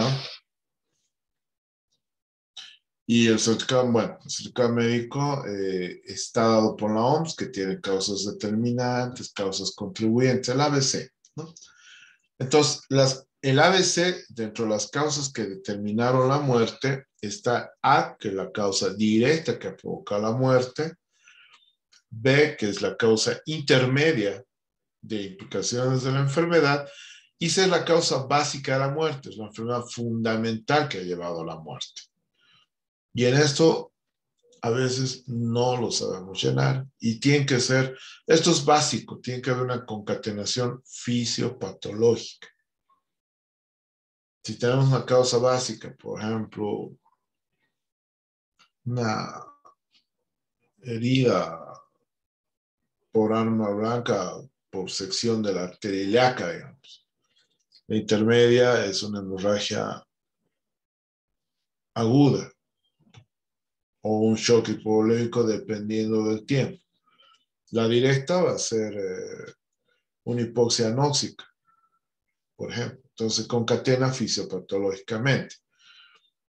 Y en las concausas ya, eso, en las que son de estado significativo, pero que no necesariamente han llevado a la muerte, pero que pueden haber contribuido como concausas, como patologías. En caso del COVID, por ejemplo, ¿no? Que he tenido diabetes, que he tenido hipertensión, que he tenido cáncer, que he tenido VIH, o sea, etc. Ese es el formulario. Atrás tenemos todos los datos. Acá están de cómo llenarlo y demás. Entonces, revisarlo y volver a leer. Lo básico es que sepan concatenar las causas de la muerte.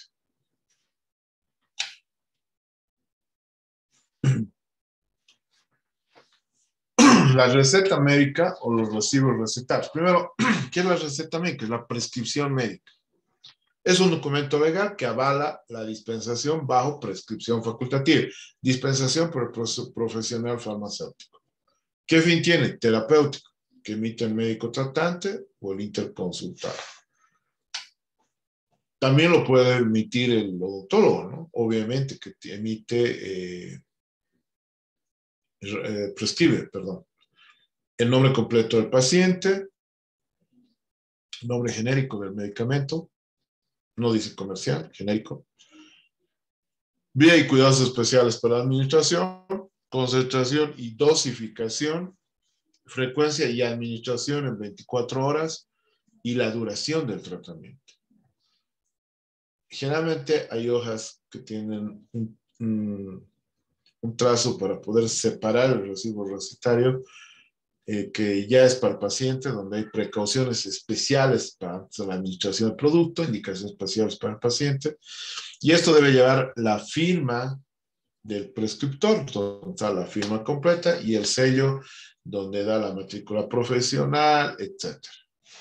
Eso es lo básico. Y hay dos cosas que debemos entender. ¿Qué es la prescripción y qué es la proscripción? La prescripción son las indicaciones que da el profesional o el técnico a cargo que debe anotar en el expediente clínico, en la epicrisis, pero también en el recibo recetario. ¿Por qué dice técnico o el profesional? Porque normalmente el licenciado en fisioterapia, antes de técnico, puede indicar insumos o algunos geles, que no es prescripción. Que eso era un debate también, que incluso alguna vez se invitaron a dar una charla con los fisioterapeutas si prescribían o no. Revisamos su normativa, no prescriben.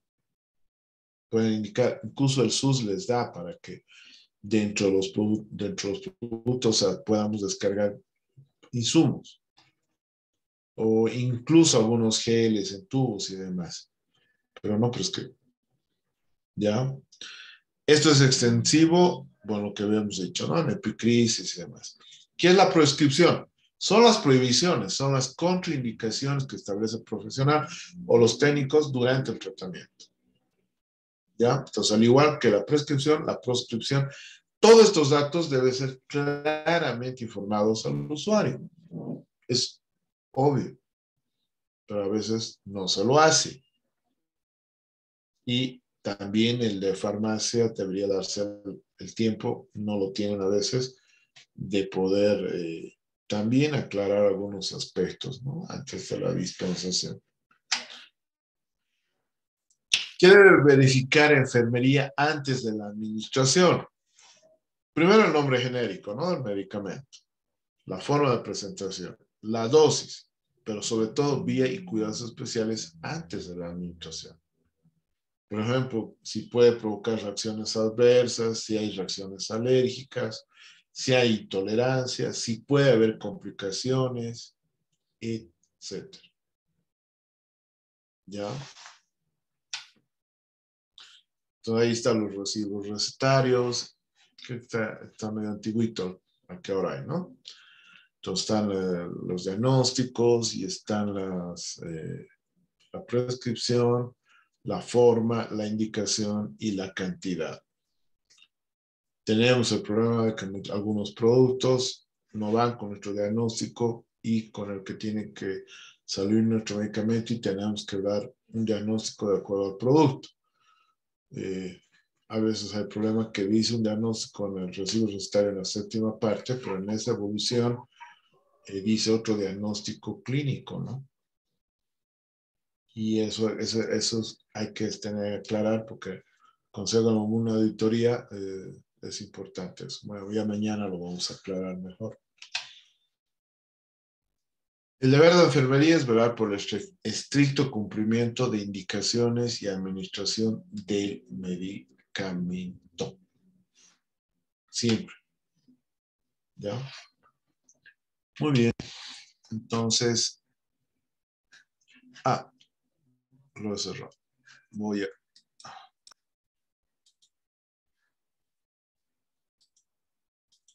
volver a compartir.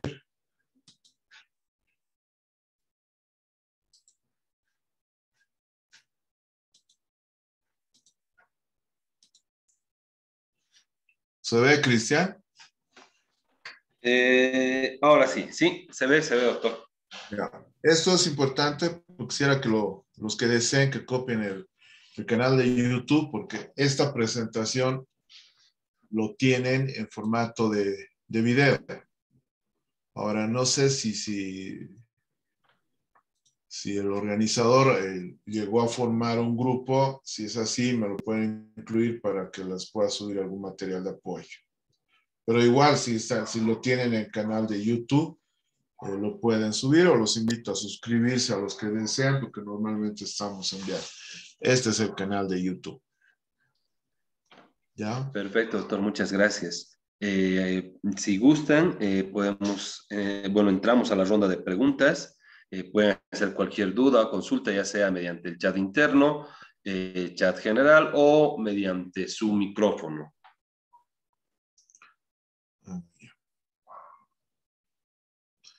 Si enviar las diapositivas, bueno, acabo de decirles que sí, Entran al canal, están las diapositivas en formato de video y saben que lo pueden bajar, no hay problema. Entonces, pueden preguntar si hay preguntas. Si hay, ¿no? ¿Hay alguna pregunta? Doctor, tenemos una pregunta. Nos dice, doctor, en el caso del recetario y la prescripción, si hubiera algún cambio respecto a la prescripción, ¿eso cómo tendría que anotarse o tendría que hacerse el registro correspondiente? A ver, démela de nuevo, porque no la estoy entendiendo, no la he planteado bien la pregunta. A ver. Doctor, en un cambio, dice, en la prescripción, una vez ya dada, pero si se hace un cambio posterior, imagino que si se arregla la receta, ¿cómo se tendría que registrar aquello dentro de lo que ya estaba registrado antes? Ya, no con fecha y hora debajo de las órdenes médicas, ¿no? O sea, primero se tendría que descontinuar el fármaco que se ha cambiado y abajo anotar con fecha y hora el medicamento que se está prescribiendo. O si es un medicamento que se está adicionando, bueno, poner fecha y hora. Si ha sido a las 8 y a las 9 después de la visita y se ha adicionado otro fármaco, entonces aumentar. Pero si es en la tarde, entonces tendrá que venir con una evolución y hay que actualizar todas las indicaciones. O sea, no es poner idem y abajo aumentar la medicación, no.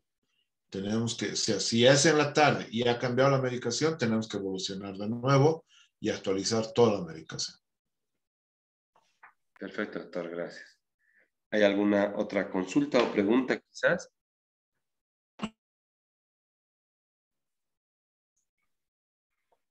¿Qué otra consulta, doctor? Nos dice el doctor, en el caso de primer nivel y hay un fallecimiento, doctores, en el caso de primer nivel existe un fallecimiento y no tenemos el material adecuado o oportunamente, ¿dónde tendríamos que registrar, doctor? Ya. En evolución, no hay ningún problema. Pero ojo que tienen que tener, si bien no están registrados, pero tienen que tener la documentación respaldatoria que ustedes han solicitado ese equipo. En evolución, no hay ningún problema, porque se supone que van a evolucionar el por qué ha fallecido. Entonces, en evolución, en una nota, decir que no tenían tales cosas. No hay problema. Todo Perfecto. tiene fecha y hora. Perfecto, doctor, gracias. ¿Alguna otra pregunta quizás? Si les gustan habilitar los micrófonos. Doctor Carvajal, buenas noches. Una ¿Cómo consulta. Estás? No se llegó a ver las diapositivas, ¿sí ves? No, doctor, no se ha visto. Muy borrosas. Sí, Cristian. No, doctor, de repente el internet está en algunos lugares fluctuando un poco mal, porque al principio no se veía, doctor, justamente eso le decía, pero después se aclaró la imagen. De todas maneras, si ves en mi canal, esto tengo en algún curso de clases grabadas y está la presentación. Pero Cristian, ¿lo has grabado la clase? Por supuesto, doctor, por supuesto. Como siempre, le voy a pasar para que pueda subirlo también a su canal, doctor. Ya, entonces, Ivette ya sabes, me lo va a subir y si estás escrita en el canal, va a estar subida esta clase. Vamos Está a bien, doctor. Doctor, la consulta Hola. es dentro de lo que son los documentos en lo que se refiere a las acciones invasivas que llegarían a ser las quirúrgicas. Dentro de los protocolos, usted ha mostrado las distintas hojas que se tienen que reportar, pero dentro de esto no he visto lo que es la hoja de enfermería quirúrgica, que bueno, en muchos de los hospitales aún no se utiliza, pero que dentro de los procedimientos y de la normativa nacional indica que se tiene que utilizar, porque ahí se hace el registro, por ejemplo, de la trazabilidad de los paquetes estériles que se presentan en un procedimiento quirúrgico y los cuales tienen que estar registrados para que cuando, digamos, haya una auditoría precisamente para ver si se ha proporcionado el material que respectivo para un procedimiento quirúrgico. Esa es mi pregunta, doctor, si esto ya está dentro de los protocolos de lo que es los procedimientos o las hojas de registro en la etapa 4, que serían los procedimientos quirúrgicos. Y ves, bueno, primero te comprometo a ver si tienen los formularios, si me puedes enviar algunas fotografías para incorporarlos. Si puede ser mañana, esta noche sería ideal porque mañana los podemos mostrar. ¿Puede ser? Bueno, doctor, nosotros en el seguro hemos hecho nuestro propio formulario, por ejemplo, de enfermería quirúrgica. ¿Me lo puedes mandar en fotografía? Sí, claro, mañana le puedo proporcionar para que más o menos mostrarlo se pueda. Un modelo, claro, exacto. Sí, doctor, le puedo proporcionar. Ya. No, en la norma actual, perdón, estoy contestándole a la licenciada, doctor, un momentito. A no ser que sea si es al tema, yo después le cedo. En la normativa del expediente clínico no está contemplado eso. Y me imagino que en protocolos específicos ya deben estar, pero por supuesto que toda esa documentación tendría que estar ya en la cuarta parte, ¿no? O sea, como les he dicho, la norma es algo general que nos permite readecuar a cada establecimiento de salud. Ahora sí, como enfermería, porque creo que hay una sociedad o asociación de enfermería quirúrgica, lo han planteado, lo plantearían a nivel sedes o a nivel ministerio mucho mejor. Seguramente a través de alguna resolución ministerial se lo puede incorporar, porque ya les he dicho, o sea, definitivamente esta norma del expediente clínico actual hay que contextualizarla y actualizarla al avance actual, definitivamente. Entonces tendría que ver, a pesar que es documentación de enfermería, tiene que entrar a la cuarta parte, o sea, la quirúrgica. Porque ya y en la parte de auditoría, tampoco, si mañana vamos a ver en las 86 preguntas, no hay el aspecto específico de evaluación de lo que me hablas.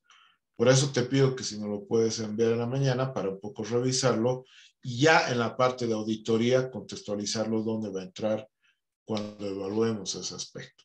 ¿No? Doctor, entre, como usted indica, en la cuarta parte de esa documentación. Acabo de decir eso, que entraría en la cuarta parte, por sí, lógica, o sea, tiene que entrar por la lógica quirúrgica, pero en la actual norma del expediente clínico ese aspecto no está incorporado.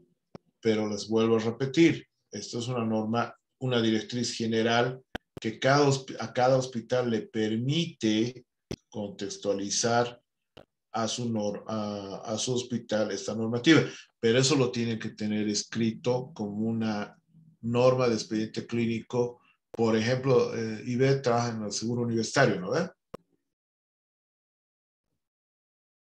Hello. Sí, doctor. Ya, si les respondo, un poquito hágame caso. Entonces tendría que ser una norma del manejo de expediente clínico del seguro universitario. Entonces, cuando hagan una supervisión, la ASUS, o cuando se haga una auditoría, ustedes tendrían que mostrar eso, y eso es labor del gestor de calidad o la gestora de calidad. ¿Alguien lanzó? Ok, saludos y espero el encargo que se está grabando por si acaso. Doctor Henry. Doctor. Sí, buenas noches. Tengo una duda respecto a los certificados médicos que se emite en el primer nivel. Lógicamente sabemos que la hoja del certificado médico se saca vía internet, y he llenado, una vez que se llenen los primeros niveles, la duda es, ¿se tiene que cobrar o no? No, en ningún nivel se tiene que cobrar. Es un certificado gratuito. La norma desde el Ministerio de Salud lo dice, porque si usted ha visto el formulario, dice gratuito, en la misma hoja. Claro. No se puede cobrar. Ya, muy bien, esa era la duda, ¿no? Gracias. Saludos, doctoras. Ok. Hay alguien que levantó la mano, pero creo que se desanimó. Por ahí vi. No, doctor, buenas noches, soy yo, Sandra Bayón. Sandra, ¿cómo está? Doctor, Saludos. buenas noches. Una consulta. Mi duda es sobre los consentimientos informados en el caso de los exámenes de rutina para laboratorio clínico. ¿Esto se tendría que realizar o es solamente para los pacientes quirúrgicos? No, es en todos. Pero justamente cuando he mostrado el consentimiento informado de hospitalización, el general, el primero, donde decía, se autoriza usted que, o sea, quererse hospitalizar. Hay una de las preguntas generales, estaba la toma de muestras. Habría que incorporar que se autoriza exámenes de laboratorio y imagenología necesarios durante su estadía hospitalaria. Entonces, si dice sí, ya incorpora los laboratorios para que no en cada examen, en cada toma de muestra o en cada procesamiento estén firmando el consentimiento informado. No solo son quirúrgicos, porque en medicina interna no necesitarían hacer firmar, claro que sí, pero para que no se engorrose en cada uno, ya en el consentimiento informado de hospitalización mostré una de las preguntas justo, decía eso. ¿Está de acuerdo que se le tome muestras, se les haga exámenes de laboratorio, exámenes de radiografía, imagenología necesarios durante su estadía en hospitalaria, Si pones sí, está de acuerdo, entonces ustedes ya le pueden tomar. Pero no solo para quirúrgicos, es para todo paciente que se hospitalice. Ya, doctor, una aclaración más. Entiendo que es para los pacientes que se hospitalizan, no solamente quirúrgicos, pero digamos pacientes ambulatorios que solamente recurren a un control de rutina. ¿En estos casos también es necesario que firmen un consentimiento?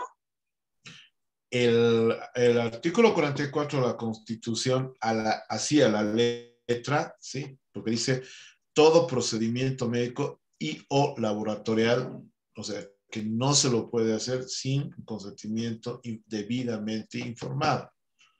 Pero medio grave. O sea, sí. Tal vez algunos han optado en que en un formulario, bueno, ahorita no voy a hacer propaganda para qué hospital, en un formulario largo, donde está su nombre, la firma, todo eso, hacen firmar que equivale al consentimiento informado como de las vacunas. Entonces podrían adoptar esa medida, ¿no? Porque un consentimiento informado por cada paciente, imagínense. Pero realmente sí explíquenles, o sea, no firme y no sepa qué estoy firmando, ¿no es cierto? Como que en alguna vez que han vacunado, has firmado y más bien en algunas veces no sabías lo que estabas firmando, pero si aplican ese método, se respaldarían. Hablo de consulta externa. Entonces, Sandra Bayón, test de embarazo y la autorización, ¿no? Es un ejemplo, Sandra, no estamos diciendo que se haga eso.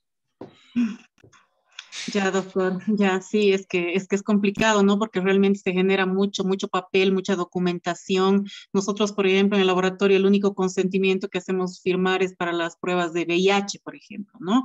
Y eso sí lo tenemos bien archivado, pero rutina no lo hacemos actualmente. Pero la Constitución te lo dice. Entonces, vos sabes que en una etapa, cuando ya se hace una auditoría externa o entran más allá en peritajes, mejor es tener nomás el papeleo, pero en realidad es una hoja, ¿no? Por lo menos el cuaderno, o sea, un cuaderno largo. Porque el de VIH ya tiene un tratamiento especial, incluso debería trabajar con una psicóloga, porque ya es su normativa. En su normativa específica del consentimiento de VIH, hay la consejería y quien hace firmar dentro del flujograma es psicología. Así es. O puede ser alguien del laboratorio, pero que esté capacitada en la parte de consejería. O sea, tiene un manejo especial el consentimiento informado en VIH.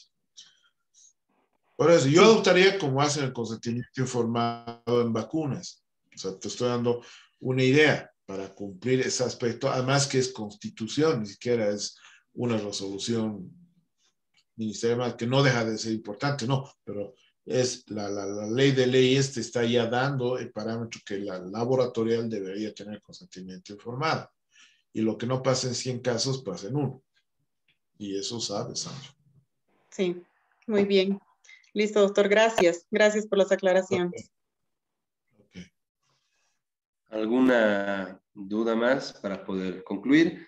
Doctor, aquí hay una pregunta que dice, en el caso de que el paciente y familiares soliciten una alta. Ya, pero ¿en qué condiciones? Por ejemplo, ha estado de moda pedir alta solicitada en terapia intensiva. Eso no es posible. Pero tiene una connotación social que tendríamos que charlar mucho, Cristian, porque a veces el aspecto económico, el de la parte digna de muerte, o sea, hay muchos aspectos, por ejemplo, ese consentimiento informado en terapia intensiva, aunque la normativa está extractiva, ahí no se podría, porque está en peligro ya la vida. Pero un cáncer terminal en donde ya no hay mucho que hacer, donde económicamente te trae, porque ahora la terapia intensiva te ha alargado la existencia y no necesariamente la vida. Pero son conceptos bióticos que ya cambian, ¿no? Pero en un paciente hospitalizado, no hay la figura de alta voluntario solicitada. Bueno, no, perdón, no es que no hay. No he encontrado en estos casi 10 años, de 8 a 10 años de auditoría que estamos, una norma clara de alta solicitada, solo con un protocolo en protocolos de enfermería un poco antiguitos a nivel ministerial.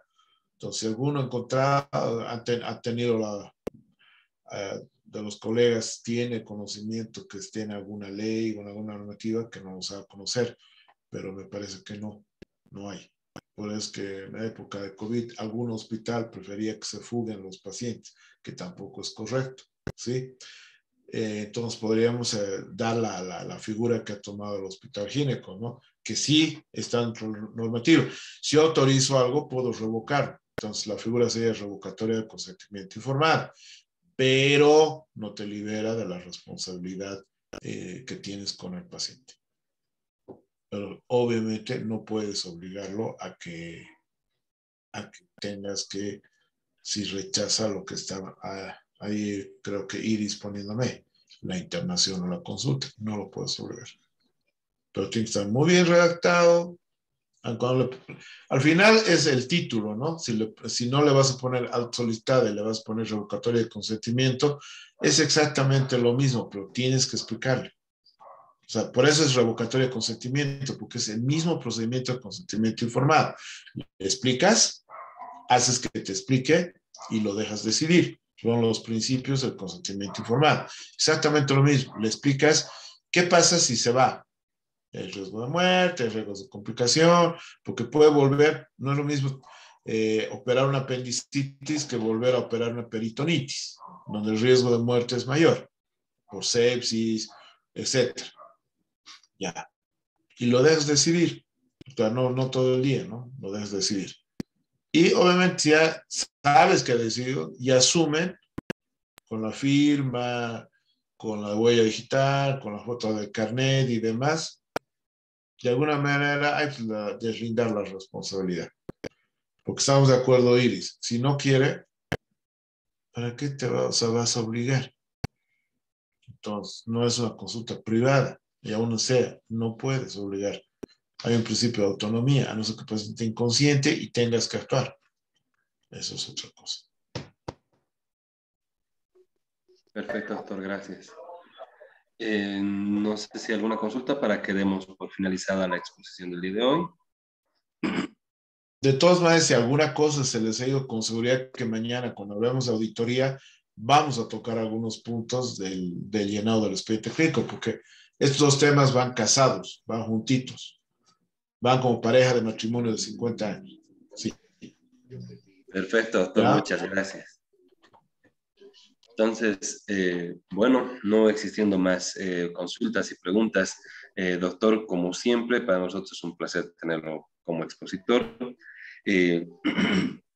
Esperamos tenerlo mañana como habitualmente hacemos, con esas ganas, doctor, con las ganas que tiene usted y que le pone el empeño. Agradecerles a todos los participantes Nos vemos el día de mañana. Doctor, tal vez algunas palabras para poder concluir el primer día de exposición. Le voy a contestar a Iris, porque esta idea no se nos puede decir. Nunca podemos rechazar a un paciente, Iris, que solicitó su alta. Jamás. Por más que sepas que va a volver complicado y de que se puede morir, no pueden rechazar a un paciente que sea con alta solicitada. Lo único que te sirve el alta solicitada, sí, de respaldo si este paciente vuelve peor, sí, pero jamás rechazar a un paciente. Y bueno, con esa respuesta, gracias. Gracias, Cristian, y gracias a todos los que han estado hasta el final. Mañana estaremos a las 7 para ya hablar de la auditoría en salud. Y bueno, ha sido un gusto compartir esta jornada el día de hoy. Buenas noches. Muchísimas gracias, doctor. Buenas noches.